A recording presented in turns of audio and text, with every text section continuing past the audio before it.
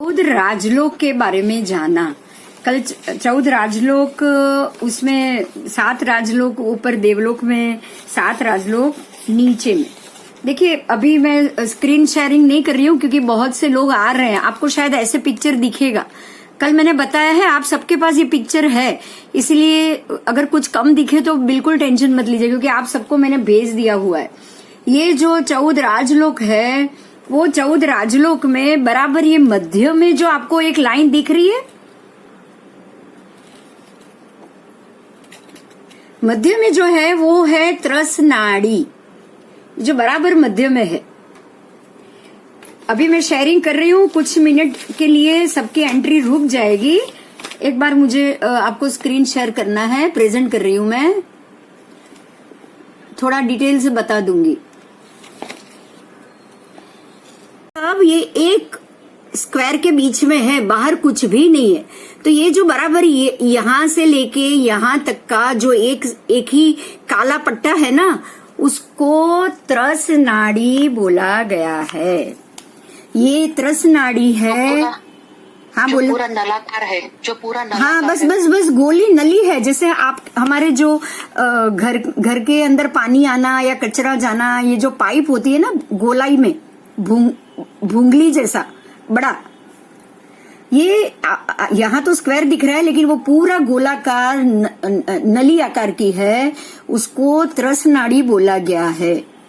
ये सारे 14 राजलोक में जितने भी जीव होते हैं ना, ये पूरे 14 राजलोक में ये एरिया है, ये एरिया है, वो सारे में जीव नहीं रहते, वहां पे सिर्फ निगोद के गोले होते, निगोद के गोले। लेकिन जीव जो हरफर मतलब घूम सकते हैं, त्रस जीव सारे त्रस नाड़ी के अंदर मिले। सारे त्रस जीव, जैसे कि देवलोक के त्रस है, पंचेंद्रिय है, त्रस जीव है, ये सारे देवलोक के जो भी विमान है, जो भी सारे है, अच्छा उसके अंदर रहे हुए देव, फिर ये यहाँ पे ये मेरू है, वो जम्बू का है, उसके आजू बाजू में 2.5 द्वीप, उसके आजू बाजू में आपने ये सुना होगा जो स्वयंभू रमण समुद्र है लास्ट, वहां तक पूरा एक रज्जू की त्रस नाड़ी मिलेगी। स्वयंभू रमण समुद्र तक असंख्य द्वीप समुद्र है, वो सारा एरिया ये एक त्रस नाड़ी के अंदर ही है। ये हम त्रस नाड़ी के मामले में जानेंगे। आप में से किसी ने कल क्वेश्चन किया था, मैंने बोला अभी तक हुआ ही नहीं है।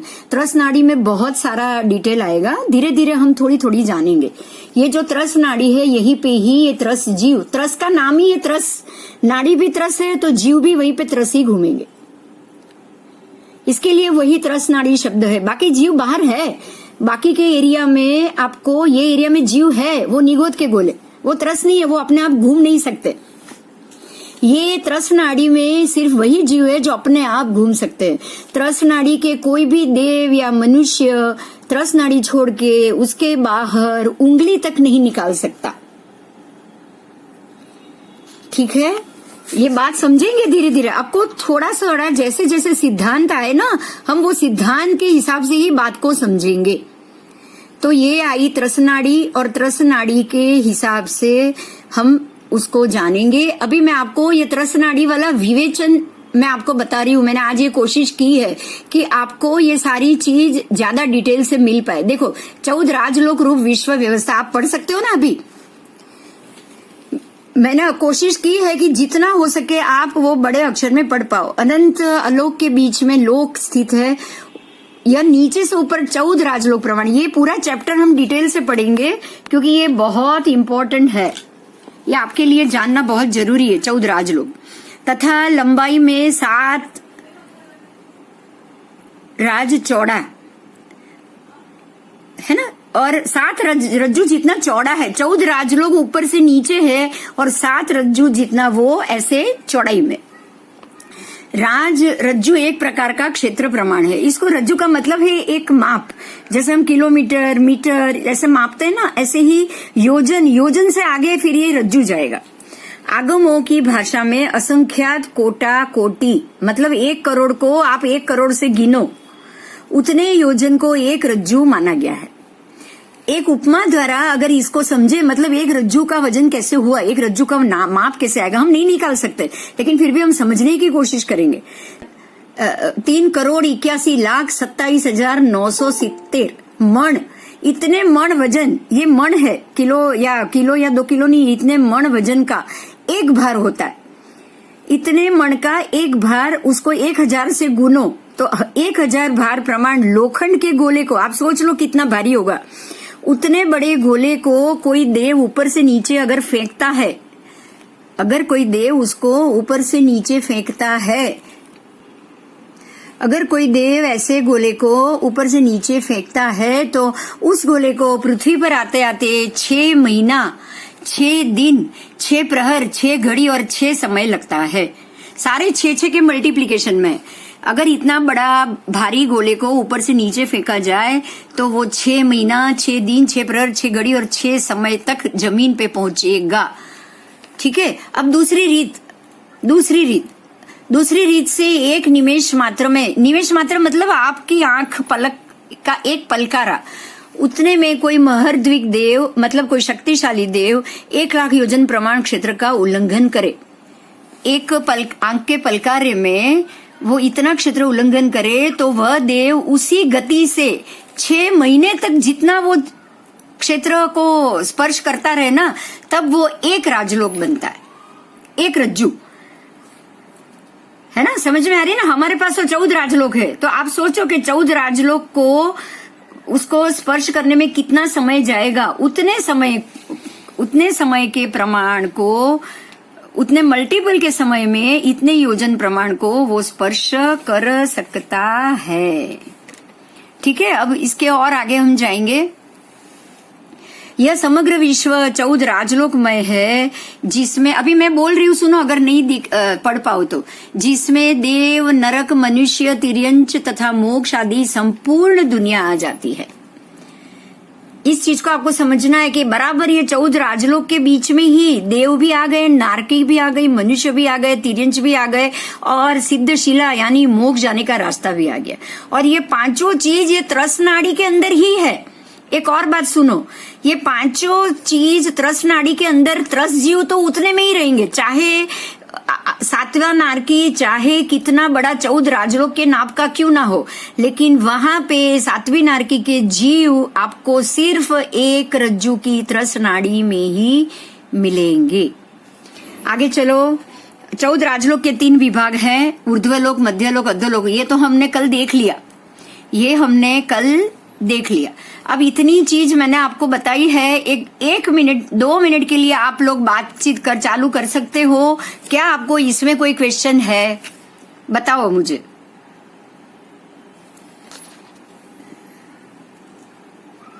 आपको अगर इसमें कोई क्वेश्चन है, ये समझने के नाप में कहीं कोई ऐसा ना हो कि कोई किलोमीटर समझ ले योजन को, बस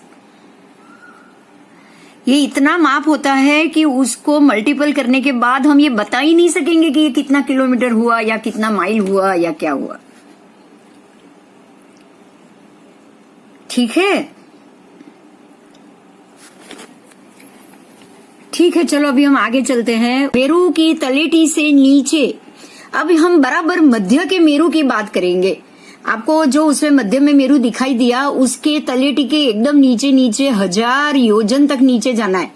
1000 योजन नीचे आप जाओगे जमीन के नीचे, तब वहां 8 रुचक प्रदेश है, 8 रुचक प्रदेश, और वो बराबर समभूतल है, मतलब समान लेवल पे है, इसलिए उसको समभूतला कहा है।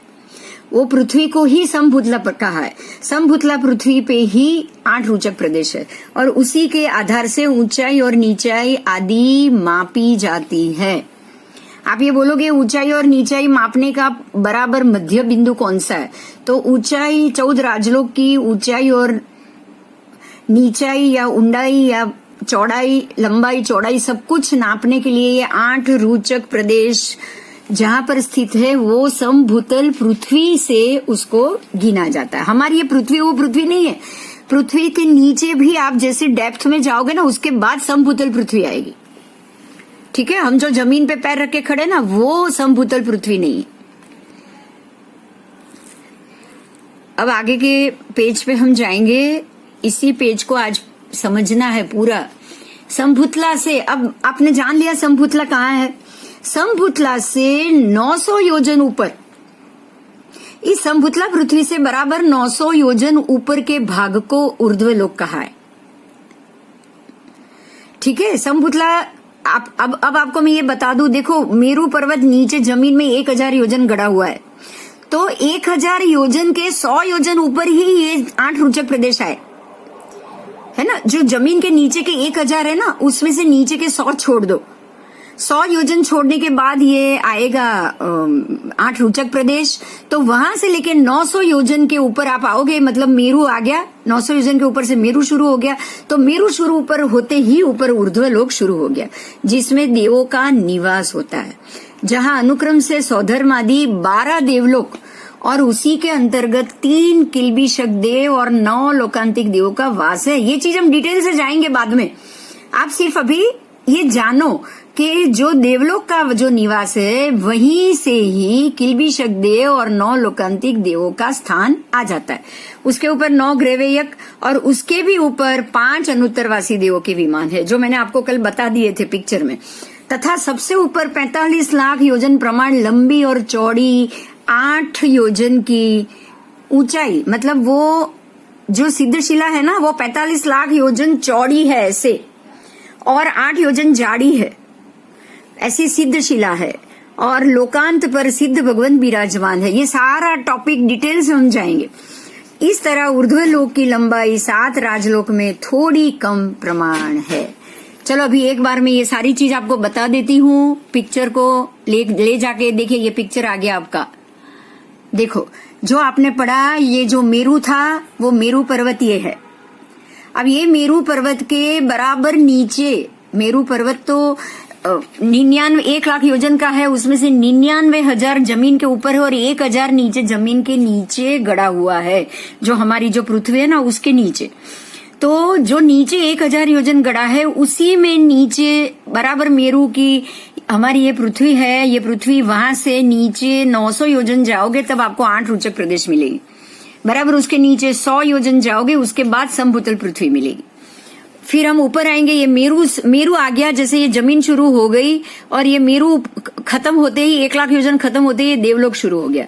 देवलोक शुरू होने के बाद ये पहला देवलोक, ये दूसरा देवलोक, उसके बाद ये तीसरा, ये चौथा, फिर ये 5वां, ये 6ठा, एक के ऊपर नीचे। देखो ये दोनों आसपास है, 1 2 3 4 बाजू बाजू में, 5वां और 6ठा एक दूसरे के ऊपर। फिर 7 और 8 देवलोक, उसके बाद आएगा 9 10 11 12, वो ऐसे 4 आएंगे। ये एक ही स्क्वायर में 4 आएंगे। उसके बाद ये 9 आ गए ग्रेवेयक, उसके ऊपर 5 अनुत्तर विमान। ये सब आपके 14 राजलोक के अंदर है। एक बात समझना, ये लोक में है, ये सारी चीज लोक में है। अब आओ लोकांत, मतलब लोक खत्म हो गया, और यहाँ पिक्चर में ऐसा बताया है, लेकिन लोकांत खत्म होते ही देखो ये टच नहीं हो रही है। यहाँ पे सिद्धशिला ये अनुत्तर विमान को टच नहीं हो रही है। जैसे ये 5 अनुत्तर विमान खत्म हो गए, हमारा लोक खत्म हो गया।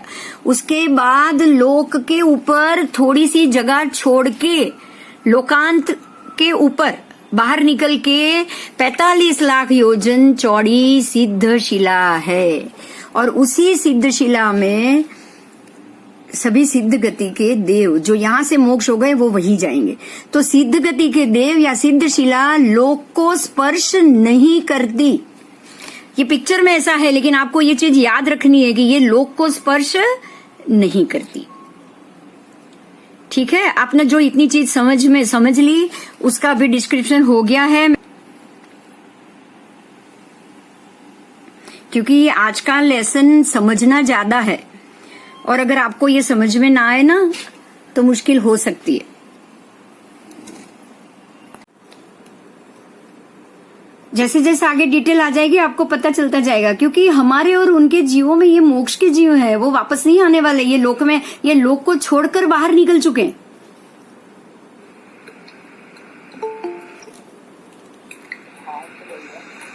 ठीक है। हाँ, वो लोक कर छोड़ के अगर वो लोक के अंदर ही रहेंगे तो वो तो वापस आ जाएंगे फिर। तो मतलब लोक में है वो? नहीं नहीं, आलोक तो उसके बाद आएगा। वो आपको है ना, जैसे लोकांत आएगा वो अभी नहीं आएगा, वो आपको बाद में आएगा, क्योंकि बाकी डिटेल समझ लोगे ना उसके बाद। लोकांत क्या है पता है, मैं बताऊं। पूर्व लोकांत चरमांत, मतलब लोक की पूर्व दिशा का चरम अंत, लास्ट। फिर ऐसे ही पश्चिम का चरम अंत, ऐसे ही दक्षिण का चरम अंत। ये सारी चीज हम पढ़ेंगे बाद में। ठीक। वो क्या है, वो लोकांत की डिटेल में जाएगा। अभी आप क्या कर रहे हो, एक एक अभी त्रसनाड़ी पढ़ रहे हो, तो त्रसनाड़ी का महत्व क्या हुआ, तो जो जीव त्रस है, जो आ जा सकते हैं, जो चल सकते हैं, वही त्रसनाड़ी के अंदर रहेंगे। अब सिद्ध गति के जीव को तो वापस उनको यहां से निकल के दूसरी योनि में जाके जन्म तो लेना नहीं है, तो वो त्रसनाड़ी के अंदर तो रह ही नहीं सकते। ओके। जो अनुत्तर देव में, अनुत्तर देव विमान में जो भी देव हैं, उनको तो अभी अगले जन्म में, उसमें भी सर्वार्थ सिद्ध वाले नीचे के देव भी तो अभी भी कभी भी हो सकता है उनको एक दो भव करना पड़े। लेकिन जो पांचवा अनुत्तर सर्वार्थ सिद्ध है, जो सबसे ऊपर है, उनको तो दूसरे ही भव में मोक्ष है, तो उनको तो जाना पड़ेगा ना, जन्म लेना पड़ेगा ना मनुष्य रूप में। हाँ, वो तो देना पड़ेगा। हाँ, तो बस यही समझना है, जो जन्म लेने वाले हैं ना, वही त्रसनाड़ी के अंदर, और वही 14 राजलोक के अंदर, त्रसनाड़ी ही 14 राजलोक में। तो जो अब जन्म नहीं लेंगे, उनको त्रसनाड़ी छोड़ के बाहर जाना पड़ेगा, और उनको 14 राजलोक छोड़ के भी बाहर जाना पड़ेगा। तो वो 14 राजलोक में नहीं है सिर्फ। हाँ, बस बस बस बस, उसके लिए हम आगे करेंगे डिटेल से। अभी कोई डिस्प्यूट में मत जाना कि इन्होंने ये कहा, इन्होंने ये कहा। मैं आपसे ये रिक्वेस्ट कर रही हूँ, ठीक है? आगे आएगा आपको, तो आपको हर एक टॉपिक इसमें, अपने जैनिज्म के हर एक टॉपिक को आपको डिटेल में पढ़ना है। सिद्ध गति के जीव अभी त्रस नहीं है, वो वहां से मूव भी नहीं हो सकते। अभी त्रस तो नहीं है। हाँ, बस बस, तो त्रस नहीं है ना, इसलिए वो त्रस नाड़ी में नहीं आएंगे। ठीक है? और त्रस नाड़ी में 5 ऊपर के सभी 12 देवलोक, फिर 9 ग्रहवेयक, और उसके ऊपर 5 अनुत्तर विमान, वो जो सारा देवलोक है, आएंगे जाएंगे। यही कारण है कि त्रसनाड़ी में जो जीव को दूसरा भव लेना बाकी है वही रह सकते हैं, उसके अलावा जिनका मोक्ष हो चुका है वो यहाँ नहीं रह सकते। ये सिद्धांत है। ठीक है? और कोई क्वेश्चन है किसी को? ये समझ में आ गया? संभूतला वो भी डिटेल से आएगा, सारी चीज डिटेल से। अभी आप सिर्फ ऊपर की मोटी मोटी बात जानो कि संभूतला कहाँ है, तो वो मेरू के बराबर 1000 योजन नीचे है। 8 रोचक प्रदेश, वो तो बहुत महत्व के है, उसके ऊपर तो इतना डिटेल ज्यादा हमको जानना है कि पूछो नहीं, क्योंकि वही 8 रोचक प्रदेश है जो हमारे आत्मा के, हमारे शरीर के अंदर भी है। मतलब जो जीव भव्य है उनके भी 8 रोचक प्रदेश होते हैं। और जब जो जीव समुद्घात करते हैं ना, केवली समुद्घात, मैं अभी बता देती हूँ उसका 8 रोचक प्रदेश का महत्व क्या है। जो जीव केवली समुद्घात करेंगे, वो अपने ही 8 रोचक, वो अपनी आत्मा के जो 8 रोचक प्रदेश है उसको ले जाके मेरू पर्वत जितना अपना शरीर बनाएंगे, और मेरू के नीचे जो 8 रोचक प्रदेश है, अपने रोचक प्रदेश को उसके ऊपर लेकर रखेंगे। और इस प्रकार से ही वो सारे कर्मों को अपना शरीर 14 राजलोक में फैलाकर जहां जहां उनको कर्म भोगना है उसको खत्म करेंगे। ये होता है केवली समुद्घात। और केवली समुद्घात के वक्त ये रोचक प्रदेश मेरू के भी यूज होते हैं, काम में आते हैं। और वो जो जीव केवली होने जा रहा है, जो केवली समुद्घात कर रहा है, उसके भी 8 रोचक प्रदेश काम में आते हैं। ओके, तो 8 रोचक प्रदेश का आगे कुछ आएगा डिटेल, वो हम आगे जान लेंगे। अभी और कोई क्वेश्चन है? किसी और को क्वेश्चन है? प्लीज।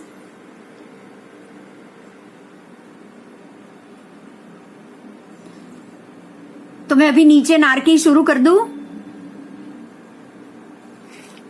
ठीक है, चलो अभी मैं प्रेजेंटेशन में जा रही हूं।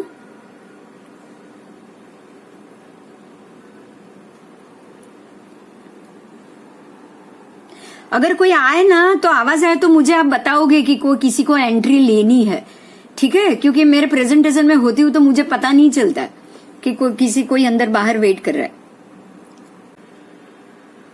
देखिए, अभी आपको कुछ इसमें से कुछ ना कुछ पढ़ाई दे रहा होगा। अभी हम अधोलोक की बात करेंगे। एक बार अधोलोक का हम ये पढ़ लेते हैं, उसके बाद मैं शुरू करती हूँ। संभूतला से 900 योजन ऊपर के भाग को ऊर्ध्वलोक कहते हैं। अब हम आएंगे मध्य तिरछा लोक। मध्य लोक मतलब कि तिरछा लोक। अब मध्य लोक क्या है, तो जो मेरु के आसपास ऊर्ध्वलोक देवलोक है, अधोलोक है वो नारकी है। बराबर उसके बीच में जो ये मैंने आपको बोला था ना कि जम्बू से लेके स्वयंभू रमण समुद्र तक का जो पूरा, वो भी बहुत असंख्य योजन है, वो उसका भी कोई नाप नहीं है। वो जो है वो है मध्य लोक, मतलब तिरछा लोक। उसका नाम मध्य लोक भी है और तिरछा लोक भी है। अब आगे हम चलेंगे। मध्य लोक तिरछा लोक वह संभूतला से 900 योजन ऊपर नीचे का मिला के 1800 योजन वाला विस्तार वाला और तिरछा असंख्य योजन तक फैला हुआ है। ठीक है, तो मतलब ये हुआ कि संभूतला नीचे से 900 योजन ऊपर, मेरू पर्वत की शुरुआत आ गई और मेरू से ऊपर के 900 योजन बराबर वही मध्य लोक है। मेरू से हमारी ये जमीन है ना, अभी की पृथ्वी, मैं समझाऊं आपको, अभी की पृथ्वी है ना, वहां से नीचे 900 योजन जाओ जहां रोचक प्रदेश आएंगे, और हमारी पृथ्वी से ऊपर 900 योजन जाओ, तो वो आपका 1800 योजन तिरछा लोक हुआ। और उस तिरछा लोक में असंख्य योजन तक तिरछा मतलब साइड में, जैसे आप अपने दो बाहें को फैलाओ तो साइड हो गई ना आपकी, राइट साइड और लेफ्ट साइड, तो वो असंख्य योजन तक फैला हुआ है। ऊपर 900 योजन, नीचे 900 योजन, मतलब 1800 योजन तिरछा लोक ऊपर और नीचे है, लेकिन साइड में वो असंख्य योजन तक फैला हुआ है। इस मध्य लोक में सबसे बीच में मेरू पर्वत, और फिर उसके फिरते द्विगुण मतलब डबल विस्तार वाले लवण समुद्र आदि असंख्य द्वीप समुद्र है। इसको भी हम बाद में समझेंगे, पिक्चर से भी समझेंगे। आपको अभी ये समझना है कि बराबर मध्य में है जम्बू, उसके बाद 2.5 द्वीप जाएंगे, और वो द्वीप जम्बू से लेके, जम्बू 1 लाख है, उसके बाद सारे उसके डबल योजन के द्वीप समुद्र होंगे। उसमें भी मात्र 2.5 द्वीप में ही मनुष्य का जन्म मरण होता है। ये सारे सिद्धांत है, इसमें कोई अतिशयोक्ति नहीं आएगी। मनुष्य मात्र 2.5 द्वीप के अंदर ही जन्म लेंगे। 2.5 द्वीप के बाहर मनुष्य उंगली तक नहीं निकाल सकता। देव आ सकता है, जा सकता है। आपको ये पता हो, नंदीश्वर द्वीप 2.5 द्वीप के बाहर है, और हमारे सभी परमात्माओं के जब भी जन्म कल्याणक और सब कल्याणक होते हैं, तब देवता नंदीश्वर द्वीप तक जाते हैं और अष्टांगिका महोत्सव करते हैं। तो हम सिर्फ 2.5 द्वीप के अंदर ही मनुष्य का जन्म मरण होता है, और उसके बाहर मात्र तिर्यंच का ही वसवाट होता है। वहां तिर्यंच मिलेगा, तिर्यंच तो आपको स्वयंभू रमण समुद्र तक मिलेगा। स्वयंभू रमण समुद्र तो वो तो 2.5 द्वीप के बाहर असंख्य योजन तक है, वहां पे 1,000 योजन बड़े बड़े मत्स्य है। स्वयंभू रमण समुद्र में 1,000 योजन, मतलब जो हमारी ये जो पृथ्वी है ना 6 खंड वाली, वो डबल करो, उतना बड़ा एक ही मत्स्य, माछला इतना बड़ा, वो उसकी आयु असंख्यात। आप सोच लो, अब उसका मरने के बाद ये जीव, ये मत्स्य 1,000 योजन वाला बड़ा मच्छ मरने के बाद सीधे 7वीं नारकी में जाता है। स्वयंभू रमण योजन के समुद्र में ऐसे जन्मे, क्योंकि उनको आहार, कितना ज्यादा आहार करना हो गया। इतने वर्षों तक वो जैसा आहार करेंगे, इतना ज्यादा आहार करेंगे मत्स्य का, मत्स्य को ही खाना है, तो इतने उन लोगों को वो पाप भोगने के लिए 7वीं नारकी में भी लंबा समय जाएगा। वहां उसका आयुष्य यहाँ भी ज्यादा, और वहां भी आयुष्य लंबा और ज्यादा। ठीक है, उसके लिए भी हम बाद में चर्चा करेंगे।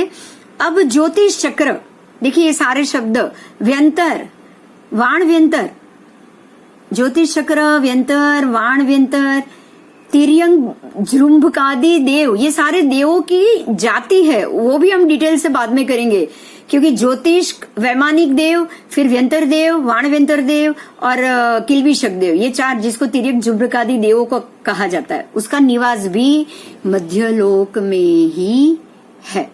ये सारे देव यहीं पे रहते हैं।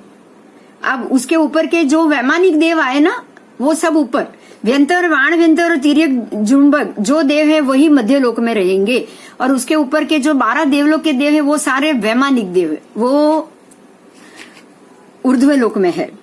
अब हम आगे पढ़ेंगे। समपुतला से 900 योजन नीचे 7 राजलोक से कुछ अधिक प्रमाण वाला अधोलोक है। जो हमने ये देखा था ना, इसमें नीचे की पृथ्वी, देखो ये नीचे मध्य लोक आ गया, ये बॉर्डर। अब नीचे आप जाओ जाओ जाओ, 1 2 3 4 5 6 7 नरक पृथ्वी, वो सातों के सातों आपकी नरक पृथ्वी हुई। 14 राजलोक के बराबर मध्य समपुतला से 7 नारकी आई हुई है, तथा उसमें ही भवनपति वगैरह देव भी रहते हैं। आपने ये जाना होगा, भवनपति इंद्र भी है, जो आज हम धर्णेन्द्र देव जिनको मानते हैं ना, धर्णेन्द्र देव, पद्मावती माता और धर्णेन्द्र देव, वो भवनपति देव है। और उनका स्थान देवलोक में ऊपर नहीं है, वो नीचे है।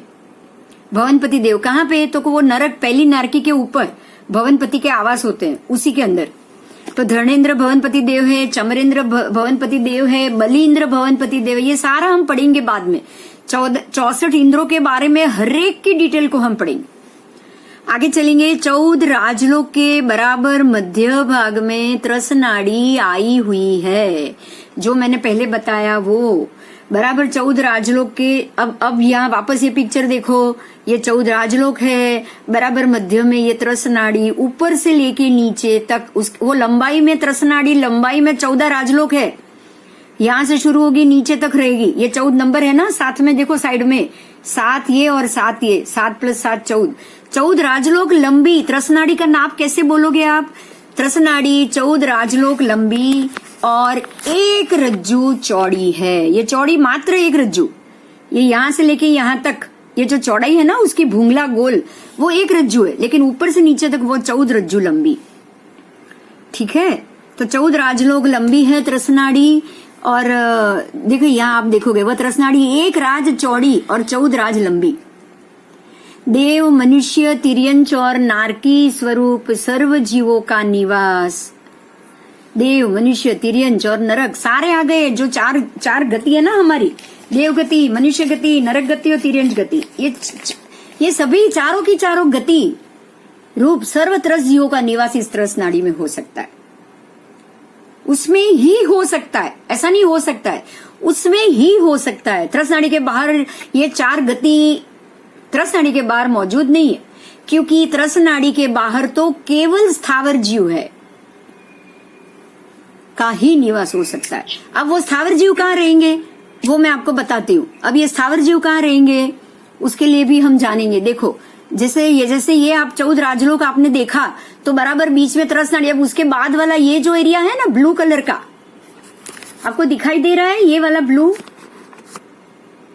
और ये वाला ब्लू, त्रसनाड़ी छोड़ के बाकी का एरिया जो ये यहां से ये आकार में जाता है, यहाँ पे स्थावर जीव है, क्योंकि अलोक में तो वो भी नहीं है। ये त्रसनाड़ी, ये लोक और ये अलोक, समझ में आ रहा है? ये त्रसनाड़ी, ये लोक और ये अलोक। तो त्रसनाड़ी को छोड़ के जो बाकी का लोक का एरिया है, यहाँ भी और यहाँ नीचे भी, नीचे के एरिया में भी, वो सारे एरिया में आपको निगोद के गोले भरे हुए मिलेंगे और उसी में सिर्फ स्थावर जीव रहेंगे। जब वो उसका भी डिटेल से टॉपिक आएगा तब मैं उसका भी पिक्चर आपको बताऊंगी। अभी हम सिर्फ इतना जानेंगे कि त्रसनाड़ी के बाहर जो भी जीव है वो सारे स्थावर है, केवल स्थावर जीव का ही निवास है। लेकिन ये लोक में है, ठीक है? लोक छोड़ के आगे सिद्धशिला में, सिद्ध गति में आएंगे तो तब उसकी चर्चा करेंगे। तो ये आपका नीचे का विवरण हुआ। ये मध्य लोक, ये मेरू पर्वत, देखिए ये मेरू पर्वत बराबर मध्य में, ये मेरू है। मेरू के नीचे ये पूरा आपको डिटेल में ये जो एरिया है ना, ये मेरू है। ये मेरू के नीचे का जो एरिया है, जमीन के नीचे बराबर 900 योजन मेरू के नीचे, और 900 योजन वो छोड़ने के बाद नरक शुरू होती है। पहली नारकी, ये बीजी दूसरी नारकी, फिर ये तीसरी नारकी, ये चौथी नारकी, ये 5वीं, 6ठी और ये 7वीं नारकी। और 7वीं नारकी में भी ये नरक चाहे इतनी लंबी है, यहाँ भी एरिया है, यहाँ भी एरिया है, लेकिन नरक के जीव कहाँ रहेंगे? सिर्फ इतने एरिया में, त्रस में ही रहेंगे। ये त्रस नाड़ी को छोड़ के जीव बाहर नहीं जाएंगे। बराबर? तो ये आपका 14 राजलोक, उसमें त्रस जीव कहाँ रहेंगे, कौन कौन से जीव रहेंगे, कौन कौन संभूतला के बारे में मैं आपको समझाती हूँ। संभूतला पृथ्वी जो हम रह रहे हैं वो संभूतला नहीं है। अभी आप जो जमीन के ऊपर पैर रख रहे हो वो संभूतला नहीं है, बराबर उसके नीचे 1000 योजन और हमारे यहाँ से कम है, लेकिन मेरू के नीचे 1000 योजन है। वो भी हम बाद में ही समझेंगे, आप अभी कुछ नहीं समझ पाओगे। पूरी डिटेल आपको जब तक आपका पूरा जम्बू द्वीप खत्म नहीं होगा, अभी सिर्फ जानो। मैंने आपको इसलिए पहले ही बोला है कि आपको पहले जानना पड़ेगा, दूसरे बाद में ही एप्लीकेशन होगा। जब आप पूरा जम्बू का एरिया समझ लोगे, क्यों पता है? द्वीप ऐसा है, देखो मैं एक बार फिर भी आपको समझा लेती हूँ, क्वेश्चन किया है तो। द्वीप ऐसा है, उल्टा रखा हुआ, उल्टा रखा हुआ तवा। तो यहां से आप अब, और सीधी जमीन ऐसी आएगी, तो यहां से तो डेप्थ कम हो जाएगी, यहां से ज्यादा हो जाएगी, होगी कि नहीं होगी? आप छाता खोलो, कि आप छाता को जमीन पे रखो, बीच का डंडा निकाल दो, आप छाते में से बीच का डंडा निकाल दो और बाकी का पूरा जो छत्ता है उसको खोलो, तो बीच में से नीचे जगह ज्यादा है और किनारे से कितनी जगह है? बहुत कम है। तो हमारे भरत क्षेत्र से नीचे तो वैताडय पर्वत सिर्फ 5 योजन ही जमीन में गड़ा हुआ है। वैताडय पर्वत सिर्फ 5 योजन ही जमीन में गड़ा हुआ है। इसके आगे आप जाओगे 7 क्षेत्र में, जो बीच वाले क्षेत्र है, जैसे हमारे ये छोड़ने के बाद आएगा आपका लघु हिमवन, वो नीचे से 50 योजन गड़ा हुआ है। उसके बाद वाला 100 योजन गड़ा हुआ है, उसके बाद वाला निषद 400 योजन गड़ा हुआ है, और सीधा मेरू 1000 योजन गड़ा हुआ है। वो आपका तंबू हुआ कि नहीं हुआ, छाता हुआ कि नहीं? हर जगह से आपको कम गड़ा हुआ मिलेगा। हाँ। तो नीचे की जमीन तो लेवल में है। अब यहाँ अगर हमारा भरत क्षेत्र है, कोने में एक उसके कोने में भरत है, तो यहाँ से नीचे संभूतल तो खाली 5 योजन ही नीचे आई ना। यहाँ के पर्वत के नीचे 50 योजन आई। अच्छा। फिर यहाँ के पर्वत के नीचे 100 योजन, उसके बाद निषद के 400 योजन, फिर 1000 योजन, उसके बाद वापस 400 योजन, फिर वापस 100, फिर वापस 50 और फिर वापस 5। तो छाता हुआ ना, उल्टा रखा हुआ है। हाँ। बस, तो ये समझ में आ गया। तो हम तो ये जानेंगे, मेरू के नीचे बराबर 1000 योजन नीचे संभूतला है, भरत के नीचे 5 योजन नीचे संभूतला मिल जाएगा। अच्छा, अब समझ में आया। हाँ, क्लियर हो गया ना? बहुत अच्छा हुआ। आपको जब भी लगे मुझे थोड़ा शायद जल्दी है, लेकिन मन में प्रश्न नहीं रहना चाहिए, आप तुरंत बता देना, क्योंकि प्रश्न का निराकरण होगा ना, नहीं तो आपको सब्जेक्ट ही बोरिंग लगने हो जाएगा। नहीं, समझ में आ गया। हाँ, बस। तो हम क्या कर रहे हैं पता है? हम तो इसी को ही, जो बाहर पड़ी है उसको ही जमीन मान लेते हैं। आपको ये पता होगा कि हम अपनी पृथ्वी के नीचे देखोगे ना, तो आप नीचे मेट्रो स्टेशन तक, 5-5 माल के मेट्रो स्टेशन तक बन रहे हैं हमारी ये रोड के नीचे, जमीन के नीचे। और 250 फुट खोदते हैं ना, उसके बाद पानी निकलता है। तो आप ये सोचो कि 250 फुट तक की जमीन है, उसके नीचे पानी है, उसके नीचे और कोई खनिज द्रव्य है, और कितना है, उसके बाद ये नारकी वारकी सब शुरू होगी। तो हमारे 5 योजन तो आए ही नहीं, तो मेरू के नीचे 1000 योजन कितना डीप होगा? हाँ, है ना? तो अब पिक्चर क्लियर होगा। मेरू के नीचे जो 1000 योजन गड़ा हुआ है, उसमें से 900 योजन नीचे जाओ, उसके बाद 8 रुचक प्रदेश है। मैं आपको कल परसों जब उसका टॉपिक आएगा तब उसका पिक्चर भी बताऊंगी, आप चिंता मत करो। आप सिर्फ इतना सोचो कि मेरू के 900 योजन नीचे रुचक प्रदेश, आपको अभी इतना ही याद रखना है बस। ओके। और उसके नीचे और 100 योजन जाएंगे, क्योंकि रुचक के नीचे भी जमीन तो होगी ना। लास्ट तो रुचक रह नहीं सकते, है ना? तो संभूतला से 100 योजन जमीन, उसके ऊपर 8 रुचक प्रदेश, उसके ऊपर 900 योजन, उसके बाद मेरू पर्वत। अच्छा, क्लैरिटी हो गई? हाँ, हो गई। बस, अभी कोई और क्वेश्चन हो तो बोलो।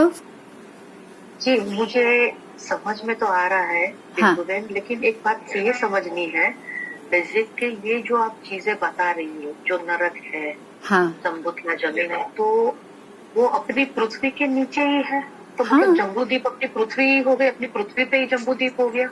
अभी आपने ये जैसे समझा है ना, अब वापस मैं आपको पिक्चर में लेके जा रही हूँ। मैं प्रेजेंटेशन शुरू कर रही हूँ, जी ठीक है? आपका यही क्वेश्चन मैं समझाऊंगी अभी।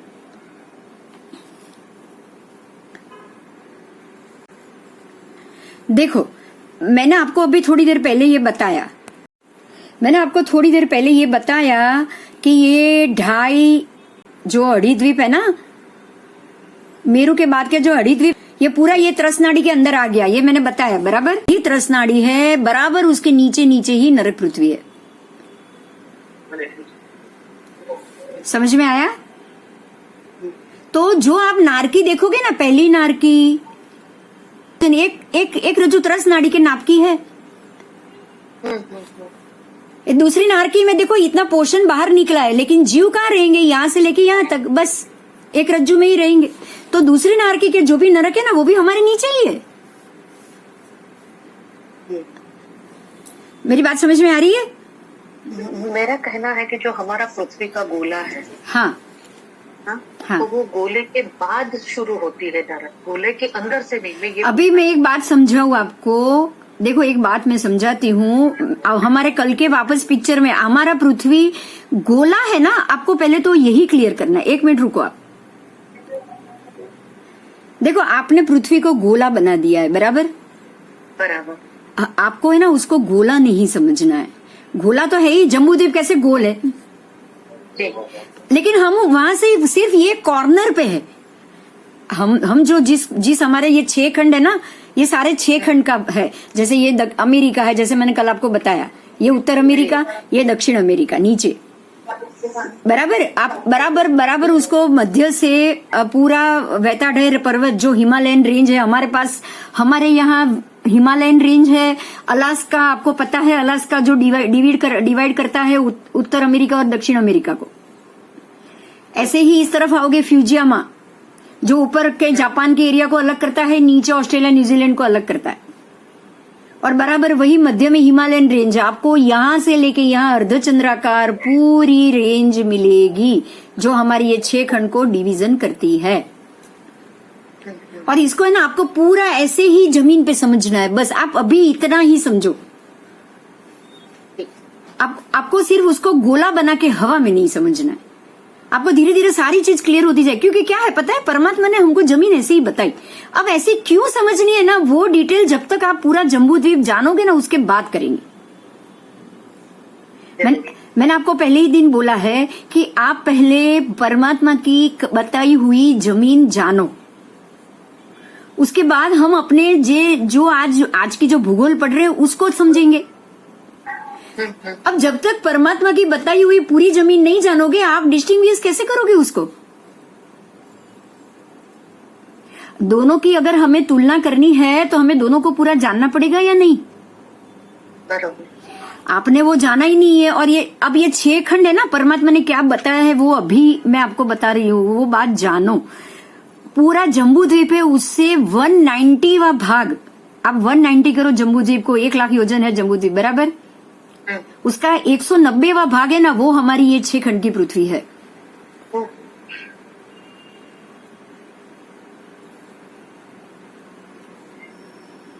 अब हमारी पृथ्वी से आपको बाजू की पृथ्वी भी दिखाई दे रही है क्या? 189वीं पृथ्वी भी हम देख सकते हैं क्या हमारी ये 6 खंड की पृथ्वी से? नहीं। हाँ, फिर हम कैसे उसको जज करेंगे, सोचो आप। तो ये ऐसे क्यों लगा के रखनी है, उसका जवाब मैं आपको दे दूंगी, जरूर दे दूंगी, लेकिन पहले आप जम्बूद्वीप को समझो। समझ में आ रही है मेरी बात? मेरी बात समझ में आ रही है ना? अब इसके भी जवाब हम ढूंढोगे आप तो और मजा आएगा। इंटरेस्टिंग है। हाँ, इंटरेस्टिंग है। और ऐसे ही हम समझ पाएंगे कि देखो अभी क्या हो रहा है पता है, पूरा आपको एक 2-4 इम्पोर्टेंट बात बताना चाहूंगी।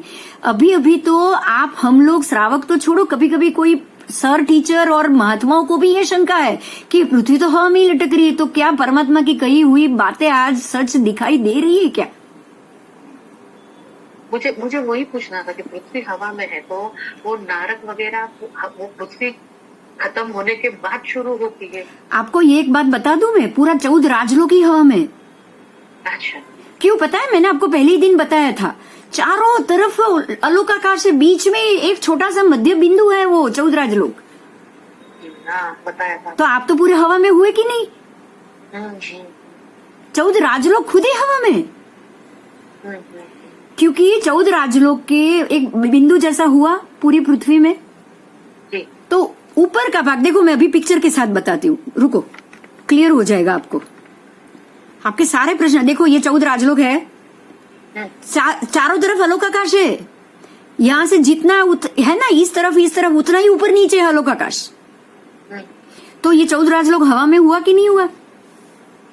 हाँ बिल्कुल, सब हवा में हुआ। 14 नरक वरक सब हवा में आ गई, हम भी हवा में आ गए, सब हवा में आ गए। सारे 2.5 द्वीप, जम्बू द्वीप, सारे द्वीप समुद्र सब हवा में। बाहर की हवा घूमती नहीं है ना, इसलिए हम स्टेबल है। समझ रहे हो मेरी बात? बाहर ये यहाँ की हवा है ना, घूमती नहीं है, यहाँ षड्द्रव्य नहीं है, धर्मासिका अधर्मासिका नहीं है, इसलिए कुछ नहीं घूमता, स्टेबल है सब स्टेबल है। अब वो स्टेबल है तो पृथ्वी स्टेबल ही लगेगी ना फिर। सही। आप इतना सोचो कि हम सिर्फ 6 खंड को जानते हैं, वो 190वां भाग है, तो हमको बाकी की पृथ्वी जाननी है या नहीं जाननी है? बस, तो परमात्मा ने कहा है तो कुछ तो सही होगा, बहुत कुछ सही होगा। बस ये विश्वास चाहिए मुझे। ये विश्वास मिल गया ना, तो आप इसी पृथ्वी को हवा में नहीं जमीन पे कल मानोगे। मैं उसके कारण दूंगी आपको, जो कारण मेरे समझ में आए वो तो मैं आपको जरूर बताऊंगी। ठीक है? Thank you. ठीक है, हाँ, और कोई प्रश्न हो तो पूछो।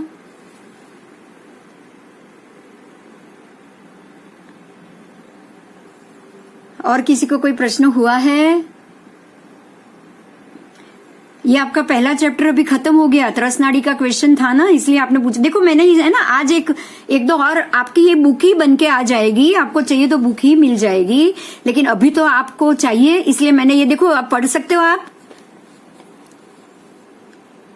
हाँ पढ़ सकते हैं, ये टाइम बहुत क्लियर है। बस तो ये प्रश्न मैंने हाफ पेज रख दिए, प्रश्नोत्तरी बड़ा करके, फिर ये सारे जो 10 क्वेश्चन है, वो क्वेश्चन को आगे के भी आपको, जैसे ये 14 राजलोक वैशाख संस्थान स्थित, तो वो भी आपको मिल जाएगा, देखो है ना। ये सारे मैंने आपको पेज इस हिसाब से रखे कि आपको कुछ समझ में आ जाए। देखो आपको यहाँ भी पढ़ रहे हो ना, आप पढ़ सकते हो ना, तो व्हाट्सएप पे बड़ा करके आप जरूर पढ़ पाओगे, लैपटॉप पे तो बिल्कुल अच्छे से पढ़ पाओगे। ओके, और जल्दी हो जाएगी बुक, आप जब, क्योंकि आप फॉरेन रहते हो उनको, लेकिन इंडिया में रहते हो उनको तो मिल ही सकती है ना जल्दी, तो आप वो चिंता मत करना बिल्कुल। और जैसे जैसे ठीक लगे, आपको जैसे फर्स्ट चैप्टर हो गया है, आपको लगे तो आप उसके आंसर लिखते जाओ। जरूर पड़े तो आप मुझे व्हाट्सएप में पूछ भी सकते हो, मैं आप सबको जवाब दूंगी, आप बिल्कुल फिक्र नहीं करना। आप ये मत सोचना कि हम टीचर को कैसे पूछ सकते हैं।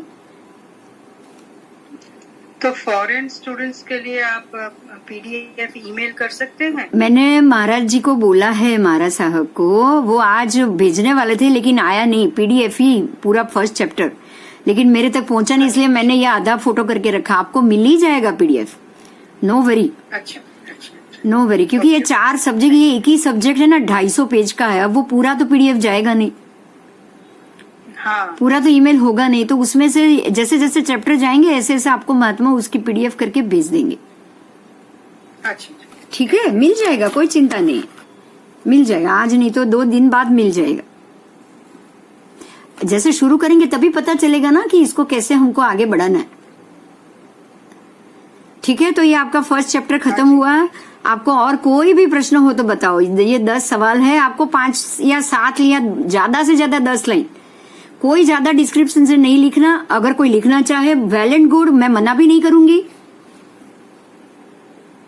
लेकिन चाहिए नहीं, आप कम भी करोगे तो चलेगा। देखो ये पाठ नंबर 2 है, उसकी आप शुरुआत कर लो, इसके लिए मैंने ये भेज दिया है। इसमें अब जो हमने अभी पढ़ा था ना, उसी में हम डीप में जाएंगे और डीप में जाएंगे कि भी कैसे इसका यथार्थ स्वरूप समझे, कैसे इसको हम आगे संभूतल की आप क्या क्या पढ़ोगे तो लोक की त्रिगुणात्मक स्थिति, उसका त्रिगुणात्मक स्वरूप, ये 3 गुण क्या है वो पढ़ेंगे हम। 14 रज्जु की बॉर्डर पढ़ेंगे, सीमा, ये सारी चीज आप आगे पढ़ोगे। जो मैंने अभी चरमांत बोला ना वो, ठीक है। फिर सारा एक एक नरक में हम डीप में जाएंगे। सॉरी, बीच में आपको मैं इंटरप्ट। हाँ बोलो बोलो, बिंदास बोलो। अभी कुछ मैसेज है हाँ कि आप स्क्रीन शेयर कर रहे हैं, लेकिन इन लोगों को कोई जयश्री बेन चौकसी है, दक्षा परीख है, उनको दिखाई नहीं दे रहा है। हाँ, तो उन लोगों को कुछ अभी तो क्या करूं मैं, मुझे समझ में नहीं आ रहा है, मैं क्या कर सकती हूँ बोलो। शायद स्क्रीन पे आना चाहते हैं लेकिन हाँ, तो वो देरी से आए। देखिए एक बात, अभी मैं आप लोग हैं, आप लोग जितने हो इतना समझ लो, ठीक है। मैं अभी बंद करके मीटिंग जयश्री बेन चौकसी बोल रहे हैं। हमने पहले असंख्य द्वीप समुद्र, अरे असंख्य अनंत आलोक देखा। हमने सबसे पहले अनंत आलोक जाना। अनंत आलोक जानने के बाद हम 14 राजलोक में आए। अब 14 राजलोक में आपने 3 विभाग देखे, ऊर्ध्वलोक, मध्यलोक और अधोलोक। अब ये 3 विभाग देखने के बाद हम अभी 2.5 द्वीप में जाएंगे। 2.5 द्वीप से आगे आगे तिरछा लोक, जो असंख्य योजन तिरछा लोक है, असंख्य द्वीप समुद्र, उसके मामले में जानेंगे। उसके बाद हम 2.5 द्वीप में को जानेंगे। 2.5 द्वीप के अंदर बाद हम जम्बू द्वीप में आएंगे। जम्बू द्वीप में आने के बाद हम जैन भूगोल विज्ञान शुरू करेंगे। बराबर? हाँ, तब तक आप ऐसे, मुझे पता है कैसे जाएंगे, आप चिंता मत करना कि भाई आज मैंने ये लिया है, अभी जैन ब्रह्मांड विज्ञान ही ले रहे हैं, तो बीच में कभी भी मैं जैन काल विज्ञान ले सकती हूँ या फिर मैं जैन भूगोल विज्ञान भी ले सकती हूँ।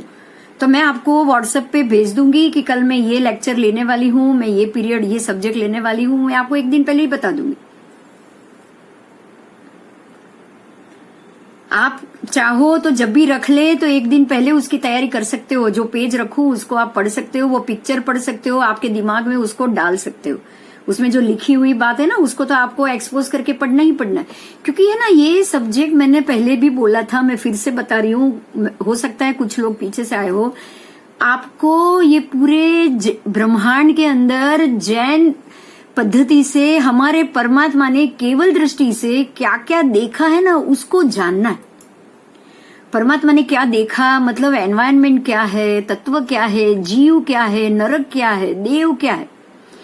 देवों की 4 प्रकार की व्यवस्था में चारों प्रकार के देवों का काम काज क्या है, त्रस जीव क्या है, एक जीव दूसरे जीव में कैसे जाते हैं। अगर हम त्रस जीव चाहे तो मनुष्य भव में आने के बाद ये सारा त्रस नाड़ी से बाहर कैसे निकल सकते हैं, ये सारी सिस्टम बताई है परमात्मा।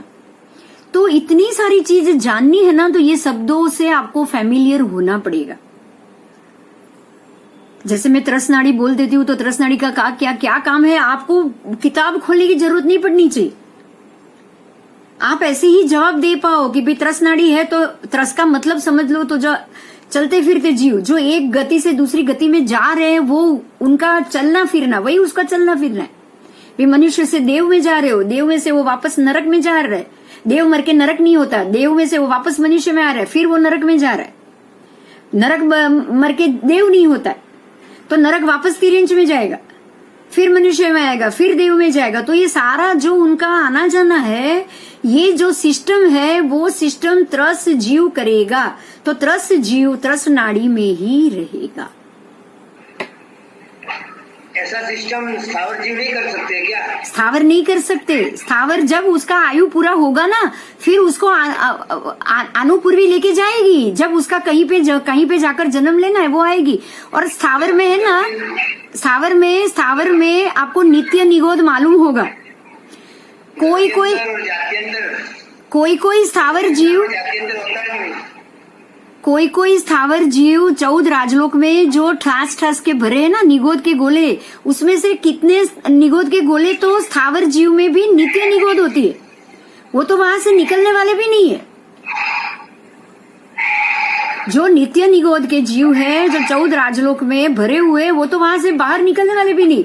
ये सारा जब निगोद का प्रकरण आएगा ना, तब आपको सब मालूम पड़ जाएगा। स्थावर जीव का प्रकरण आएगा ना। हाँ साहब। त्रस शब्द का अर्थ त्रास से बचने के लिए, दुख से बचने के लिए जो प्रयत्नशील हो सकता है, उसका नाम त्रस जीव है। और वो त्रस जीव त्रस नाड़ी में रहते हैं।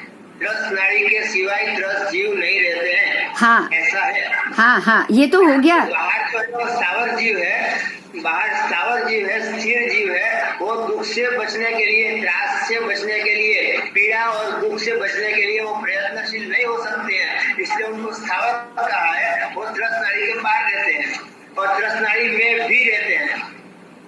एक बात बताऊं, अभी मैं बताती हूँ। स्थावर, बाहर के स्थावर जीव जब ये धूप और जो पीड़ा सहन करते हैं, वो पीड़ा सहन करने से उनके कर्म में बदलाव आता है, घटता है। और पीड़ा सहन करने के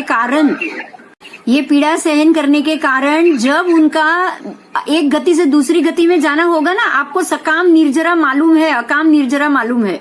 ये जब उनकी निर्जरा को खत्म करेंगे, वो बाद में फिर दूसरी गति में जाएंगे, तब वो स्थावर से निकल के त्रसनाड़ी में, जब उनका त्रसनाड़ी में जन्म लेना आएगा उनके भाग्य के हिसाब से, तब वो त्रसनाड़ी में आएंगे।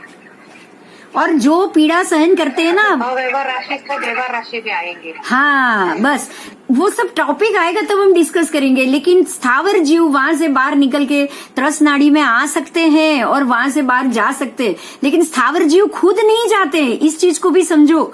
स्थावर जीव को आनुपूर्वी, अगर उनको स्थावर जीव की वहां की आयु खत्म हो गई, तो अगर वहां से उनको नरक गति में जाना है, तो नरकानुपूर्वी उसको लेकर वहां पर छोड़ देती है। स्थावर जीव खुद घूमते नहीं है। स्थावर जीव अपने आयु चौथा है ना, जब उनका आयु खत्म होता है ना, तब उसको जहां पे जाना है, जो गति में, वो आनुपूर्वी उसको लेके त्रस नाड़ी में प्रवेश कराएगी और उनको जहां पे जन्म लेना है वहां जाके छोड़ देगी। तो बाहर के स्थावर जीव इस प्रकार से अंदर जाएंगे। और ये सारा जब जीव का भेद आएंगे ना, तब हम समझेंगे। पर जो आपका क्वेश्चन था, शायद उसका जवाब आपको मिल गया होगा। मिल गया? ठीक है, चलो। अब कोई क्वेश्चन है? और कोई क्वेश्चन है?